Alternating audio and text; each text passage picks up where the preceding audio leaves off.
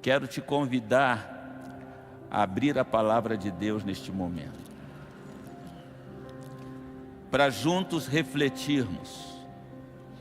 E você só está autorizado a usar o seu telefone se for para ler o texto bíblico. Para outras coisas está repreendido em nome de Jesus. Eu não disse que atrapalha aí, ó, as buzinas. Quantos flamenguistas nós temos aqui? Deixa eu ver, vocês vieram na igreja. Ah, graças a Deus. Ah, graças a Deus. Pensei que estava na outra religião lá comemorando agora. Parabéns para vocês, uma salva de palmas para os vencedores aí.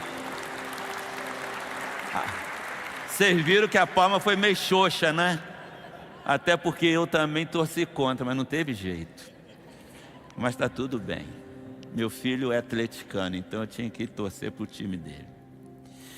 Abramos as nossas Bíblias no livro de Marcos, no capítulo 9 de Marcos. Marcos, no capítulo 9. O poder da palavra. Nós temos falado muito sobre esta temática, o poder da palavra. Há poder nas nossas palavras, mas no mundo espiritual, só há poder se a tua palavra estiver totalmente irrigada, mergulhada no Espírito Santo de Deus. Caso contrário, será apenas as tuas palavras. E eu vejo aqui neste capítulo 9 de Marcos, alguns ensinamentos muito interessantes. O escritor Marcos, o evangelista Marcos, ele fala primeiramente neste capítulo sobre a transfiguração de Jesus. E vocês conhecem muito bem esta história. A partir do versículo 2, o texto nos diz assim: 6 dias depois, Jesus tomou consigo Pedro, Tiago e João, e os levou a um alto monte, onde ficaram a sós. Ali ele foi transfigurado diante deles. Suas roupas se tornaram brancas, de um branco resplandecente, como nenhum lavadeiro no mundo seria capaz de branqueá-las. E apareceram diante deles Elias e Moisés, os quais conversavam com Jesus.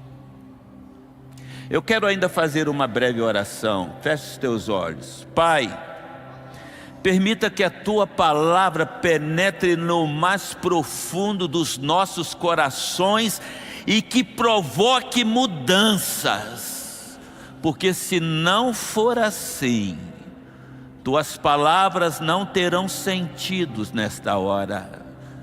Mas pela certeza de que temos que as Tuas palavras produzem milagres, produzem mudanças, é que nós Te pedimos, fale aos nossos corações, em o nome de Jesus.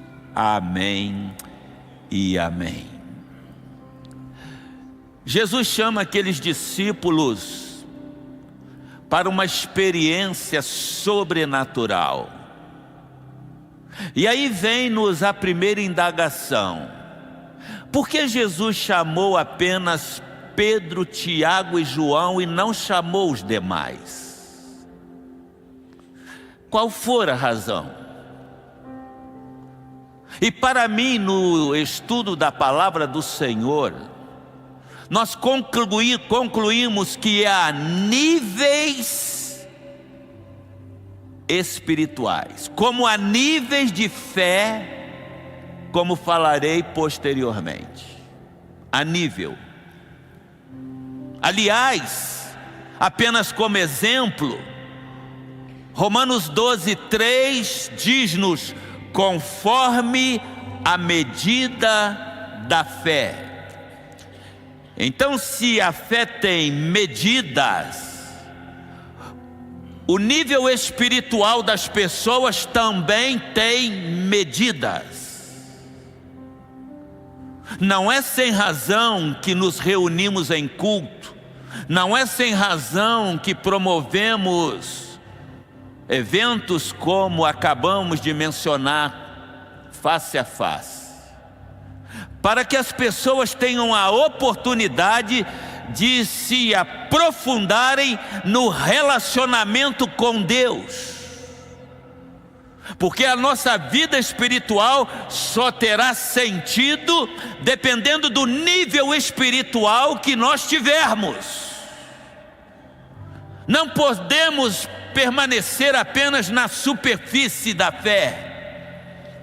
Temos que descer ao mais profundo, mergulhar de cabeça. E este é o propósito, que a gente mude de nível. Eu não sei qual a avaliação que você faz de si mesmo. Qual o nível espiritual que você tem experimentado desde que se converteu?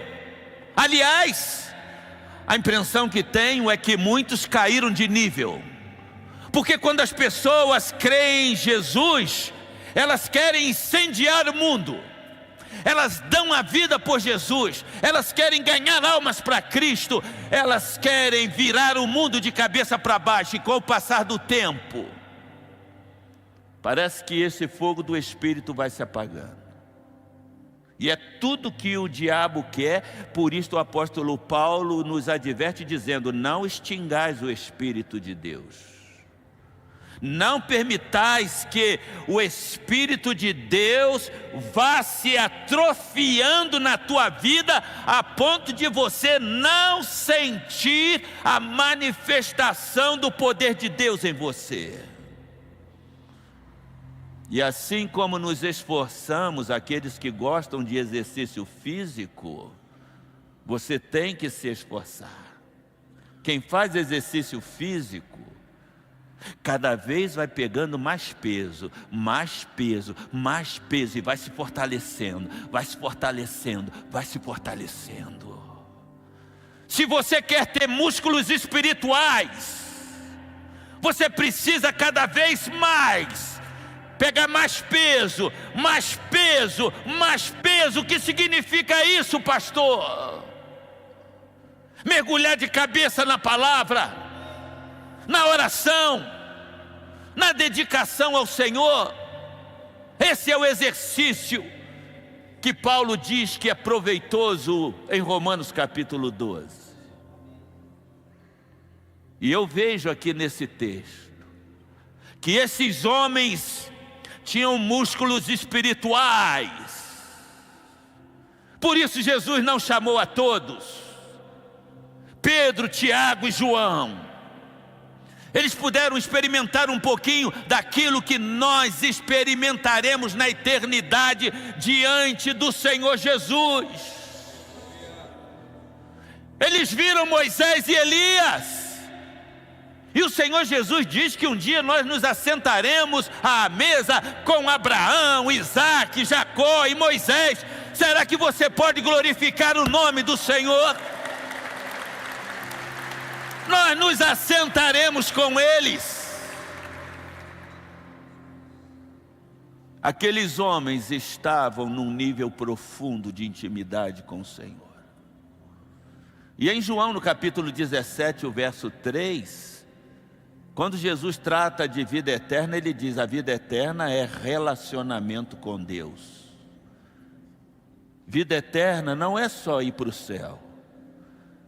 Vida eterna começa aqui agora, à medida que você mais se relaciona com Deus. Você mais se relaciona com Deus, você vai se aproximando de Deus, você vai se aproximando de Deus, e Deus começa a se manifestar na tua vida de uma maneira que você ainda não experimentou. muitos crentes ainda não experimentaram aquilo que Deus tem para fazer em suas vidas e através das suas vidas. Estão escassos de Deus, estão vivendo na superfície e estão satisfeitos com isto. É interessante que Jesus se manifesta ali no Monte da Transfiguração, e a coisa foi tão gloriosa que eles queriam permanecer ali. Foi algo tão significativo que Pedro diz: Senhor, é bom a gente nem descer daqui, vamos ficar no monte. E quando a gente participa de um culto como este, eu tenho certeza que muitos sentem o mover de Deus e talvez digam: ah, como é bom ficar aqui, eu vou voltar para casa e já vou ver tantos problemas e vai tirar minha paz. Ah, como é bom ficar aqui, só que nós temos missão para cumprir fora daqui. E Jesus, Ele de repente está só. Aquele momento que os discípulos experimentaram, se vai. Moisés e Elias não estão mais ali. Agora é missão. Quando você sair daqui, você tem missão para cumprir, amém ou não? Qual é a tua missão? É libertar pessoas cativas de Satanás. É orar por pessoas que estão doentes para que sejam curadas. É salvar gente que está indo para o inferno. E parece que a igreja se esqueceu disto. A única pessoa lembrada é o pastor. Chama o pastor. Não. Você. Em que nível você está para que Deus possa te usar? Jesus vai descendo com eles do monte, e Jesus inclusive os adverte: não digam nada para ninguém. Sabe para mim o que Jesus está dizendo? Quem não subiu ao monte não será capaz de entender o que aconteceu. Só entende os mistérios de Deus quem desce à profundidade, quem desce à intimidade de Deus. E é isto que eu vejo. Eles não viram mais ninguém naquele monte, mas agora eles descem e têm um grande desafio. E olha que eles eram como nós.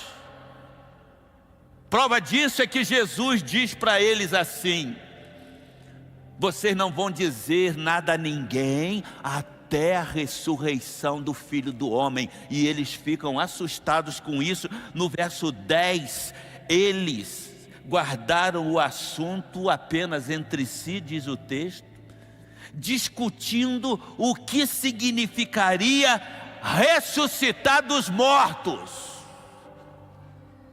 Eles não entendiam isto, porque naquele contexto, ressuscitar dos mortos era algo impossível.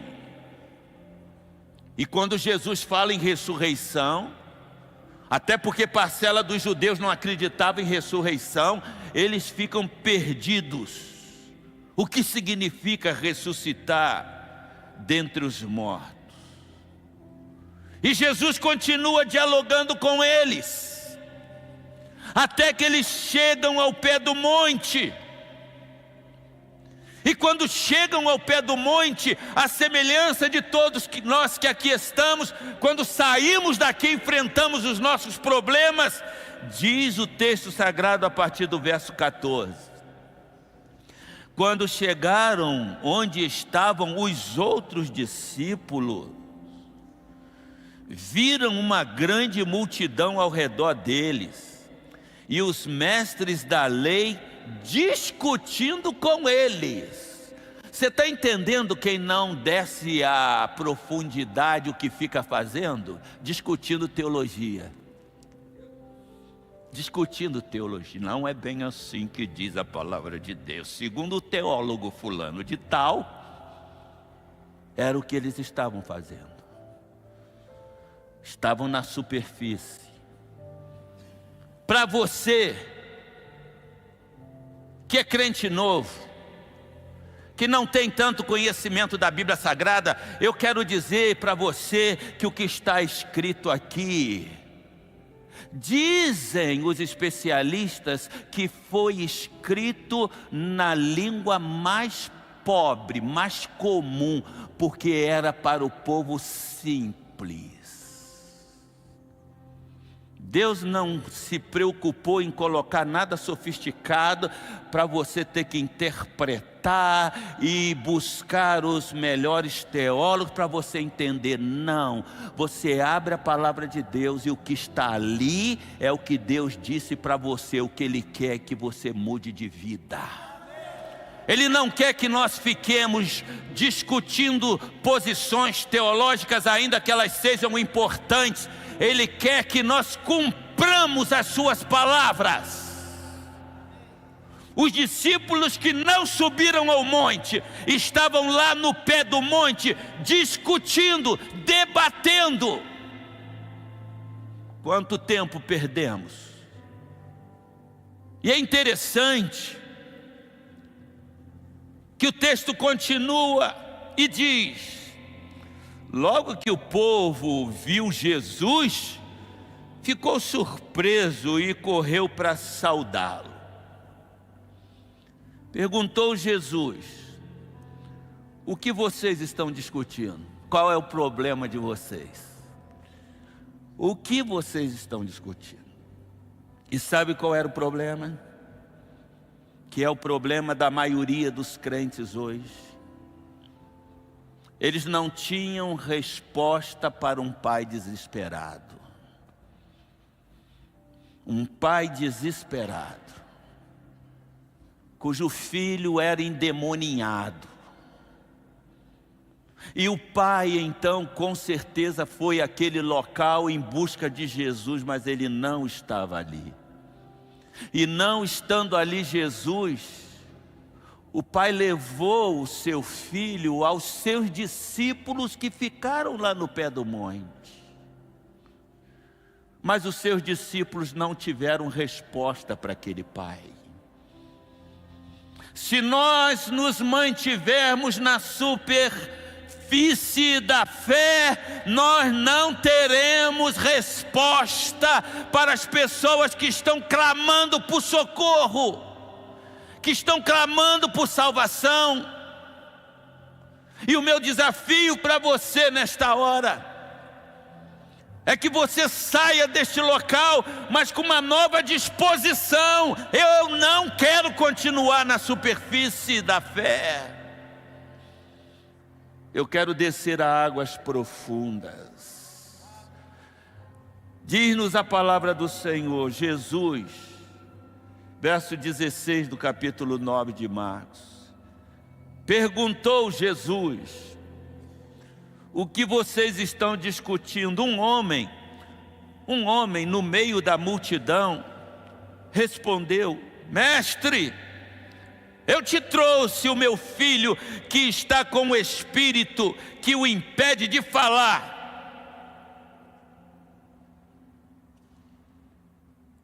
Onde quer que o apanhe, joga-o no chão. Ele espuma pela boca, range os dentes e fica rígido. Pedi aos teus discípulos que expulsassem o espírito, mas eles não conseguiram. Os que ficaram no pé do monte, os que não foram chamados por Jesus para experimentar aquele momento no Monte da Transfiguração, estavam debatendo sobre o tema, mas não tiveram resposta para aquele pai aflito. Jesus fica indignado. Eu creio que Jesus fica indignado com a gente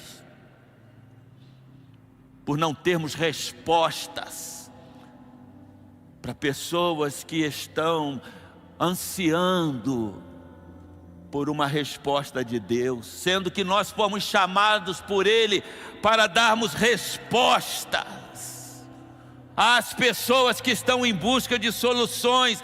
Respondeu Jesus: ó geração incrédula, até quando eu estarei com vocês? Até quando terei que suportá-los? Traga-me o menino. Traga-me o menino. Então eles o trouxeram. Eles trouxeram o menino a Jesus. Quando o Espírito viu Jesus, imediatamente causou uma convulsão no menino. Esse caiu no chão, começou a rolar, espumando pela boca. Quando viu Jesus, amado, segundo a Bíblia, se você de fato creu em Jesus, Jesus está na tua vida, e os demônios têm que bater em retirada diante de um homem, uma mulher que está cheio do poder do Espírito Santo de Deus. Todo aquele que crê em Jesus, a Bíblia diz que Jesus agora passa a habitar em nós. Por isso ele diz em João 14: eu não deixarei vocês órfãos, eu voltarei para vocês, eu estarei em vocês. E ele voltou na pessoa do Espírito Santo de Deus. Como podemos ter crentes tímidos, amedrontados, que não têm respostas para esta geração que clama por socorro? Eles levaram o menino a Jesus, e o demônio viu Jesus. Os espíritos maus sabem quem é Jesus, e se Jesus está vivo na tua vida, meu amado, os demônios vão bater em retirada. Milagres vão acontecer, pessoas serão salvas pelo poder transformador de Jesus. Ele está buscando homens e mulheres que Ele possa levar ao monte, a um patamar diferenciado, e não pessoas que ficam apenas no pé da montanha. Deus tenha misericórdia de nós. Jesus perguntou ao pai do menino: há quanto tempo ele está assim? Desde a infância, respondeu o pai. Desde a infância. Você já percebeu quantas crianças às vezes dão um trabalho para os pais que não é coisa natural? E você percebe que há alguma coisa de espiritual do mundo das trevas infernizando a vida daquelas crianças. Eu já visitei casa aqui assim. Graças a Deus, porque os pais a cada dia me dizem: ele está melhor, pastor, ele está melhor, pastor, ele está melhor. Crianças endemoniadas. E os pais muitas vezes não têm a menor compreensão disto. De que às vezes o diabo está tentando tirar a paz da casa através de uma criança, e não sabemos as razões. Mas há razões que a própria razão desconhece. E os espíritos imundos são tão terríveis que eles se aproveitam até de crianças. E por isto você precisa criar os seus filhos no caminho do Senhor, consagrá-los no caminho do Senhor, dedicá-los ao Senhor. Mas o texto prossegue, e o pai diz assim: muitas vezes esse espírito o tem lançado no fogo e na água para matá-lo. Mas se podes fazer alguma coisa, tem compaixão de nós e ajuda-nos. Era uma família desesperada. Mas, se podes fazer alguma coisa, tenha compaixão de nós e ajuda-nos. Esse é o tipo de oração errada que muito crente faz. Diante de uma situação adversa, seja ela qual for, a necessidade de um milagre, a necessidade de uma porta aberta, de uma restauração, de uma mudança, seja ela qual for, qual o tipo de oração que as pessoas fazem? Senhor, eu estou nessa situação, se o Senhor pode me ajudar, me ajuda. Todavia seja feita a tua vontade. Não precisa você dizer que seja a vontade de Deus, porque independente de você dizer ou não, sempre será feita a vontade dEle. Sabe o que isso transparece? Falta de confiança, falta de fé. Por esta razão, aquele homem que não conhecia Jesus, imaginava que Jesus talvez não tivesse poder suficiente para responder à sua necessidade. Por isso ele diz: se tu podes fazer alguma coisa, C, a partícula C todos sabem, é uma partícula de dúvida. Se tu podes fazer alguma coisa, tem misericórdia de nós. Aparentemente, pode nos parecer que aquele pai estava sendo humilde, não demonstrando arrogância, mas ele demonstrava falta de confiança. E por esta razão, no verso 23, Jesus vira-se para aquele homem e diz assim: se tu podes. Você está me perguntando se eu posso? Se tu podes. Talvez Jesus diga para muitos aqui nas suas horas de aflições, em que precisa de uma resposta. Você está perguntando se eu posso? Se tu podes. Jesus está ao mesmo tempo afirmando: não depende de mim, depende de você. Depende de você. Porque ele conclui dizendo: tudo é possível àquele que crê. Tudo é possível àquele que crê. Tudo é possível àquele que crê. O que nos falta é crer de uma maneira sobrenatural. Porque parece que a crença dos crentes hoje é mais ou menos como daqueles que não creem. E a gente pode comparar, e se eu perguntar para você hoje, você acha que vai chover hoje? E você pode dizer: eu creio que não vai chover. O outro: eu creio que vai chover. Crença da boca para fora. Pode acontecer e pode não acontecer. Tudo é possível àquele que crê de maneira incondicional. Eu creio que vai acontecer e estou esperando o acontecimento chegar. É isto que Jesus está dizendo. Tudo é possível a quem acredita e espera a resposta daquilo que está necessitando. Esta é uma fé sobrenatural, não é uma fé natural. Eu sei que você fica assustado, porque não é este o nível de fé da maioria. Eu sei que você não experimentou o que Deus tem para você. E vamos falar em outros momentos a este respeito. Nós precisamos elevar o nosso nível de fé.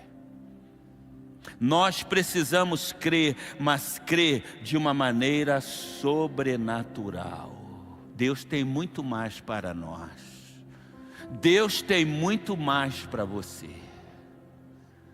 O que nós precisamos é crer, mas crer sem duvidar. Crer sem ficar com o pé atrás. É crer e esperar. E quando nós cremos e esperamos a resposta, mas se a nossa vida estiver longe de Deus, não adianta. Não adianta. Eu volto a afirmar o que já afirmei aqui. Palavras de Jesus em João no capítulo 15. Se vós estiverdes em mim, se as minhas palavras estiverem em vós, pedireis tudo o que quiseres, e vos será feito.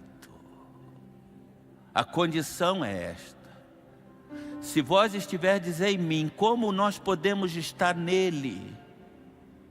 À medida que as suas palavras que estão neste livro estiverem dentro de nós, mudando nossas realidades, mudando nosso comportamento, mudando nosso compromisso com ele. Pedro diz que esta palavra é viva, esta palavra é eficaz, esta palavra é viva, não é um livro morto, esta palavra é viva. Quando Deus fala, acontece porque é viva, e ela é eficaz porque produz resultado. Mas estas palavras têm que estar em nós, e nós estarmos na palavra totalmente comprometidos com ela, mortos para nós mesmos e vivos para Deus. É isto que Jesus quer nos dizer. Aí você pode pedir e você pode crer que Deus vai te atender. Ele vai atender às necessidades do teu coração. Ele está buscando homens e mulheres que saiam da superfície e subam com ele ao monte para experimentar da glória que Deus tem para manifestar em nossas vidas, e que o nome dele seja glorificado hoje e sempre. Aleluia, aleluia, aleluia ao Cordeiro de Deus.